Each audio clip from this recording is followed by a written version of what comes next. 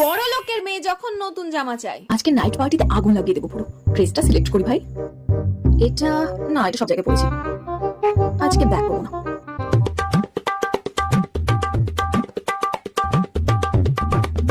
মম, বেটা, what happened বেটা? আজ আমি একটা নাইট পার্টিতে যাবো আর আমার কাছে একটাও ড্রেস নেই। কিন্তু বেটা, কিছুদিন আগে যে আমি তোমাকে 2 লাখ টাকা শপিং করালাম, হ্যাঁ কিন্তু মম দেখো, সব ড্রেস তো আমি একবার না একবার কোথাও না কোথাও পরে ফেলেছি। আজ তুমি আমার কাছ থেকে 1 কোটি টাকা নিয়ে যাও, গিয়ে তোমার যা যা লাগবে সবকিছু কিনে নিয়ে এসো। ও মম, ইউ আর বেস্ট। আর আমি যখন নতুন জামা চাই। তোর জামা ভালো লাগে না? কবে থেকে যে 500 বছর পুরনো জামাটা পরে আছি, এই জামাটা ছেড়েও না। হ্যাঁ, ড্রেসটা ছিঁড়ে গেল। মা, কি হয়েছে কি হয়েছে? এমন শালিকের মতন জেলাচ্ছিস কেন? মা দেখো না, আজ আমি পিঙ্কির জন্মদিনে যাবো আর আমার জামাটা ছিঁড়ে গেল। দাঁড়া, আসছি আমি। মা মনে হয় বাবাকে বলতে গেল জামা কিনে দেওয়ার ব্যাপারে।